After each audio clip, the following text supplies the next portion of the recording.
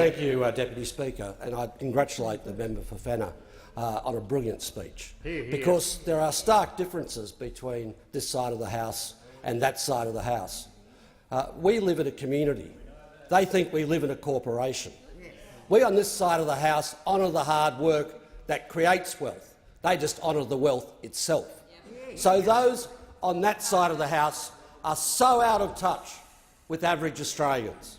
They don't walk in the same shopping aisles as average Australians, and this applies particularly to the Prime Minister, because if they did, they wouldn't be attacking all of the building blocks of strong economic growth and a fairer society like they have since 2014.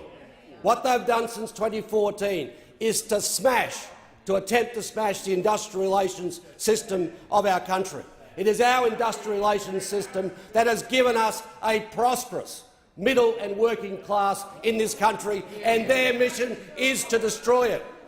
Those people on that side of the House want to destroy the great enablers of universal health and education, which not only drive a better society but drive fundamental growth in an economy.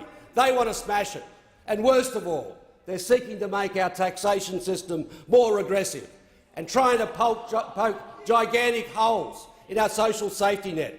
All of those building blocks are what, around the world, drive economic growth. If you have a prosperous middle class, that will drive your economy.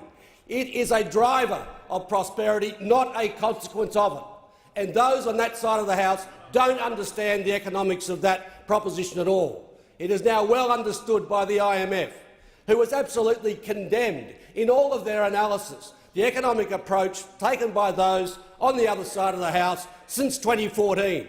And in addition to saying that we should be enabling the prosperity of middle and low-income earners in our community, we should also be investing in infrastructure. They're doing none of those things, and as a consequence got weaker growth, growing inequality and lower wages.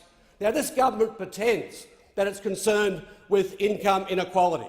In fact, the Prime Minister gave a speech at the Business Council last week, and he said that we must seem to be fair. Well, I've got a message for him. We've got to be fair, not seem to be fair. And that is the approach of those on that side of the House. All the cosmetic attempts to claim that they're being fair, as they go out day in, day out and try to rubbish and demean the basic drivers of a strong economy, strong economic growth and a healthy society. This Prime Minister was so concerned about income inequality that from the time he became Leader of the Opposition in this House in 2008, right through to 6 months ago, he never once ever uttered the words income inequality. But in the last 6 months he's mentioned it 5 times, because it is a problem out there, but he has a policy agenda to make it worse, not better. So protecting and putting in place policies which support the hard work of low and middle income earning Australians is the key to growth and the key to a prosperous society. But this crew over there want to discredit those great enablers of growth. So really their strategy is this: discredit what the facts are of what's going on in the economy. They do this day in, day out, try to discredit our trade unions, run down our social security system, all of those things. And then they say what we need to solve all of our problems is a massive tax cut for the top end of town.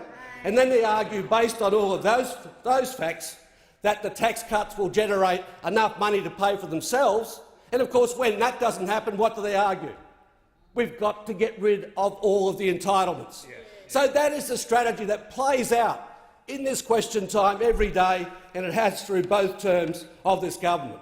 So basically, they don't understand that inequality is important. They actually think inequality is good for the country. That's what they really think, because they have a survival of the fittest mentality.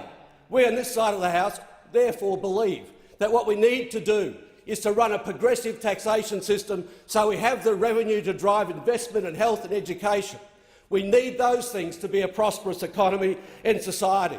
And all of the time we're having these arguments, we've got a Prime Minister standing at that dispatch box who's a fully paid-up member of the Cayman Islands Club. A fully paid-up member of the Cayman Islands Club, watching his capital grow under the palm trees. And we all know that rampant tax evasion is one of those policies that's ripping apart the social contract in this country.